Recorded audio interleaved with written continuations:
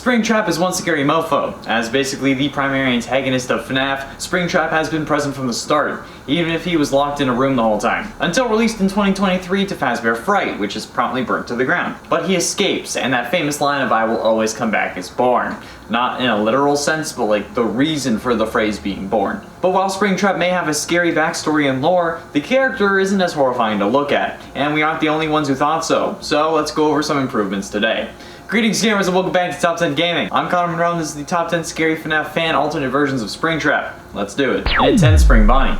Spring Bonnie, while being canon in the main series, has only been showed in 8-bit cutscenes. It very well could have just been an animatronic too. But looking up Spring Bonnie on Google Images actually is pretty creepy for something that's only been in 8-bit and supposed to not be scary, since it's just an animatronic with an exoskeleton, or exosuit. For some reason, I find this more unsettling than the normal Springtrap. Maybe because I've been looking at normal Springtrap for so long that I've just gotten used to it? I don't know. The look of the completed and pristine Springtrap just puts me on edge for some reason. Maybe it's Maybelline, maybe it's because I think I'll be the next victim.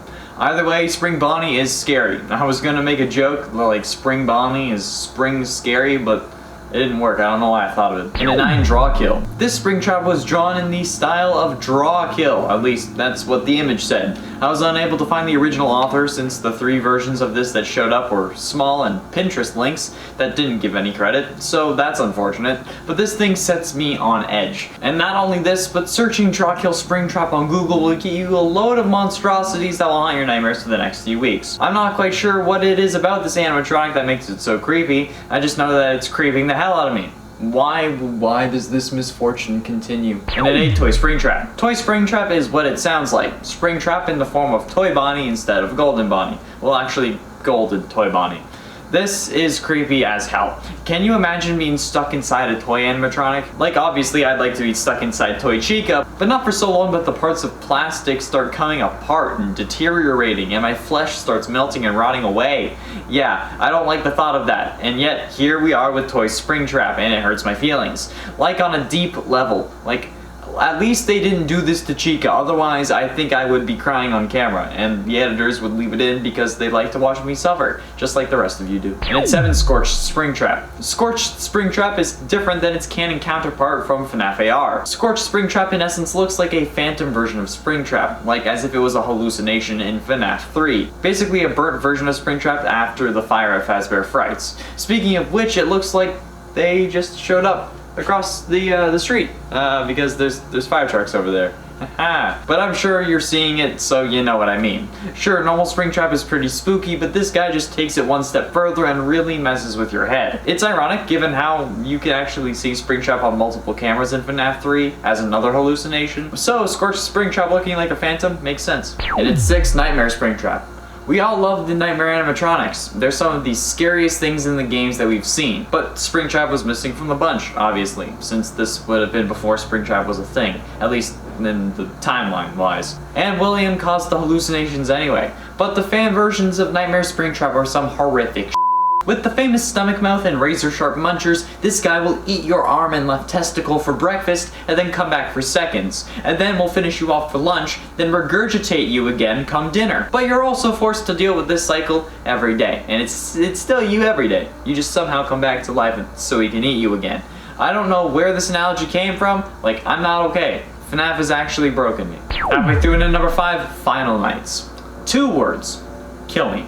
I don't want to deal with this thing, so if I'm ever in a situation where I come into contact with this thing, be it virtual or in the real world somehow, I'm going to tell it to kill me. Because no. Just no. This thing is horrifying, and there's only one real image of it.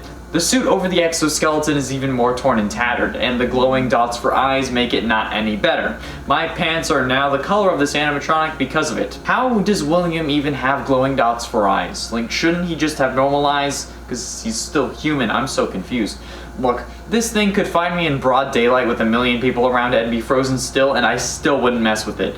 This thing looks crazy. Why is Final Nights so goddamn terrifying? It scares me with the Reaper puppet, and it scares me with its version of Springtrap. I don't know if it's just an Easter egg or an actual antagonist, but I don't plan on sticking around to find out. And at 4, Springtrap Endo. What would Springtrap look like without an exosuit? Without the stuff that actually makes him look like Springtrap. A monster comprised of human flesh and gore and some metal thrown in. Yeah, Springtrap Endo is the endoskeleton of Springtrap with William Afton still connected. Not only does that sound painful as hell, it looks like it. But this thing is so bloody, honestly, a lot of it may be black and white or something like that. We may not be allowed to show it on YouTube. Well, we probably could show it, but we may get in trouble for doing so. So, watch at your own risk there. YouTube, I said it. Are we okay? Are we good? Getting close to the end in number 3, Daylight Springtrap. Daylight Springtrap is a version of Springtrap fan-made as a proposition for Dead by Daylight, a popular multiplayer survival horror where you play as either one of the survivors or the killer. The killer has options between the look and class of the killer, and this creation was a proposition for the game to add a Springtrap character, which would require a load of licensing fees, but we'll pretend like it would be possible. This thing would scare the living hell out of me in either game. It's just horrific. Just the horrific nature of these creations makes me sick to my stomach.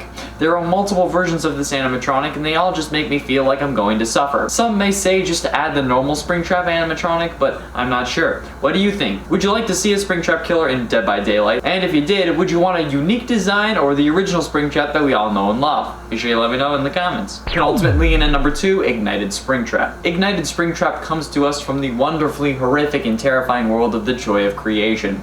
Ignited Springtrap is what I feel like Springtrap would have been. With no jaw and his horrifying demeanor overall, this guy will make you bricks. I'm not even sorry about the swearing because this one was necessary. Normal Springtrap is bad enough, but crank it up to an 11 and then throw it into the real world and then all of a sudden you get this thing. And if you're unaware, the premise of Joy of Creation is that you play as Scott Cawthon and the animatronics are coming after you in our world. Hence the name Joy of Creation.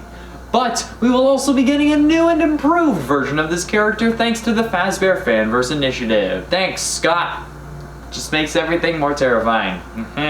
Hooray! Finally, in at number 1, Garry. Garry is the penultimate antagonist in Dormitibus. As a human, he was a man who murdered the missing children. He later went on to get trapped in Spring Bonnie, becoming Springtrap, and then was burned to a permanent death in the Fazbear Fright's fire. Garry is a extremely grotesque version of Springtrap. The suit on his limbs and body are heavily tattered and shredded, and his organic remains are far more visible than they are for the normal Springtrap. His lower jaw is deformed and broken, which disappears on at least one occasion, showing Garvy's corpse, mouth, and jaw. Cause, you know, why the hell not? And Garry now has an unnatural animalistic stance, walking in all 4 limbs like a spider. His limbs also appear to be snapped in multiple places, alluding to the limbs being bent in unnatural ways, and the fact that his left hand serves as a foot and his left foot serves as a hand? What? He is also much bigger than Springtrap, or any other threat in the game. They were also named before the William Afton name reveal, I'm pretty sure, so this is just a random messed up dude, in at least Dormitibus lore. Yeah, no thank you, not anymore, no. Go away. There we have it, friends, the top 10 scary FNAF fan alternate versions of Springtrap. Jeez, that's the title. What did you think? What other animatronics should we cover fan alternate versions of next? Let me know down below. Thank you all so much for watching. I have been and shall remain Connor Monroe, and I'll see you in another video.